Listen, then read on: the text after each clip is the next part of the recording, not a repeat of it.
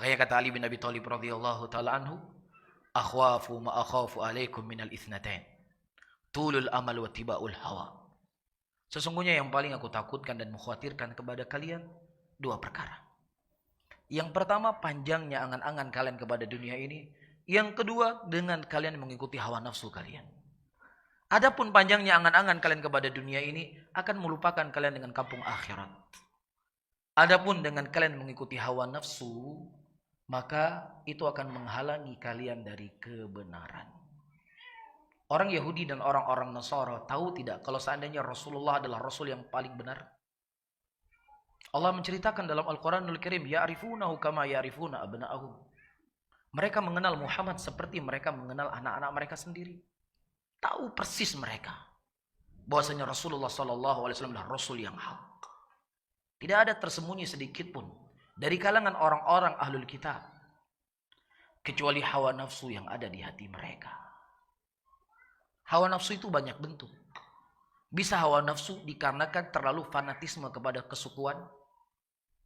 Bisa hawa nafsu itu terlalu fanatik dengan pemikirannya. Bisa hawa nafsu itu terlalu cinta kepada nenek moyang.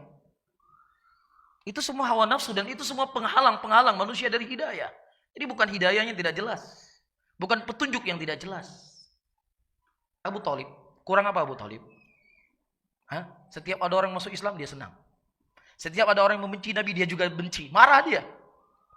Karena dia tahu persis bahwasanya apa yang dibawa oleh Muhammad adalah kebenaran. Tidak ada yang dibawa oleh Rasulullah kecuali adalah agama yang hak. Itu dia ucapkan sendiri dengan ucapannya. Dan dia praktekkan dengan amalannya. Laqad alimtu bi anna dina Muhammadin dinul bariyah. Aku mengetahui bahwasanya sebaik-baik agama adalah agamanya Muhammad. Tetapi ketika dia mau meninggal, datang Rasulullah sallallahu alaihi wasallam menghampirinya.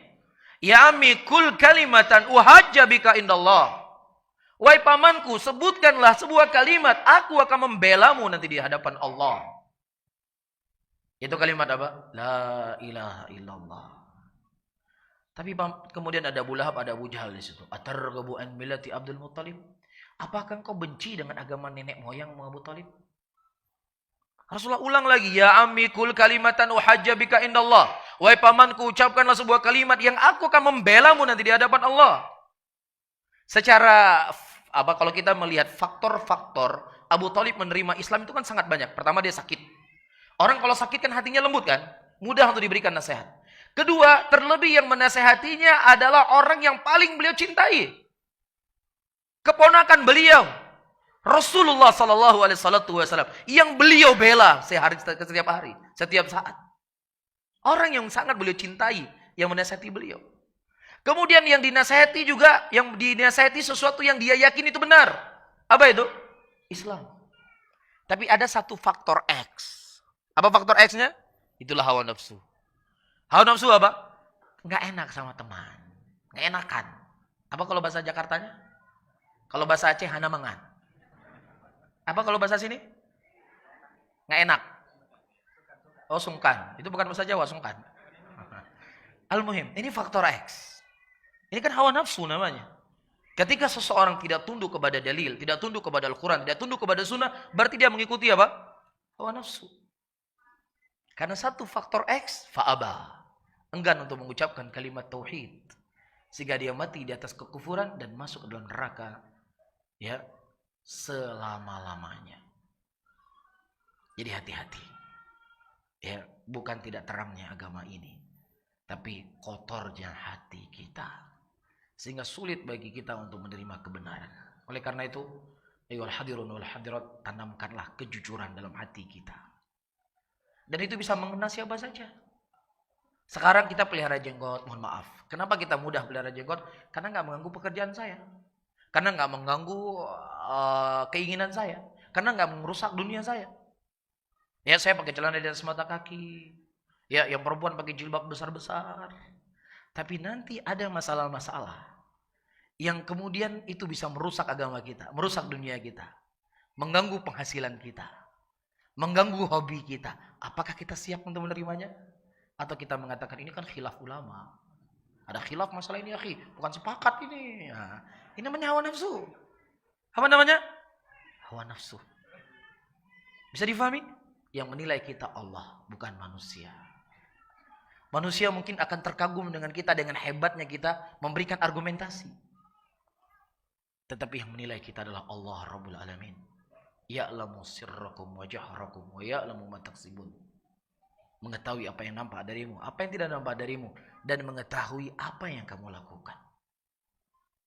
Rasulullah SAW telah menyebutkan dalam sebuah hadisnya, Inna rajulan ya'mal bi amalin ahlil jannah ma yakuna bainahu wa bainaha ila dhira' fayasbiqu alil kitab falya'mal amalan ahlun nar fayadkhuluha. Ada seorang laki-laki yang dia beramal dengan amalan penghuni surga. Tidak ada di antara dia dengan surganya Allah kecuali hanya beberapa jengkal saja. Tapi di akhir hayatnya dia beramal dengan amalan penghuni neraka, Allah celupkan dia ke dalam neraka, iyadzan billah. Disebutkan oleh Al-Imam Ibnul Qayyim rahimahullah, di antara maknanya itu seseorang kesehariannya dia beramal amalan kebaikan. Dia sholat, dia nuntut ilmu, dia ibadah, dia hidupkan sunnah Rasulullah, tapi ada sesuatu dalam hatinya. Ada penyakit hati. Ya, salah satunya seperti yang saya sebutkan tadi. Sedikit demi sedikit terus membesar, sehingga sebelum dia meninggal muncul apa dalam hatinya dari fisik badannya. Mati dalam keadaan su'ul khatimah. Mati dalam keadaan sedang berbuat dosa dan maksiat yang tadi masih tersembunyi di dalam hati. Ini yang harus kita takutkan. Ini yang harus kita khawatirkan ketika kita beragama. Bukan manusia yang menilai kita. Kalau manusia gampang seperti yang saya sebutkan. Tapi yang menilai kita Allah Rabbul Alamin. Ya, harus ada kejujuran dalam kita beragama. Dan kita berdoa dan memohon kepada Allah agar Allah selalu memberikan keikhlasan dan kejujuran dan kesucian hati dalam jiwa kita. Sehingga ketika mengamalkan agama hari ini bukan karena itu enak, itu asik, itu gak merusak agama saya, gak merusak dunia saya, gak merusak profesi saya, gak mengurangi gaji saya, gak mengurangi dunia saya, makanya bisa saya lakukan. Tapi ketika Allah menguji sesuatu yang kita kerjakan hari ini, sesuatu yang kita amalkan dari agama, sebuah perintah Allah ternyata merusak agama kita, dunia kita, mengurangi omset kita. Apakah kita mengikutinya? Atau kita mencari jalan keluar untuk membenarkan apa yang kita lakukan? Itulah hawa nafsu. Semoga Allah menyelamatkan kita dari hal yang seperti ini.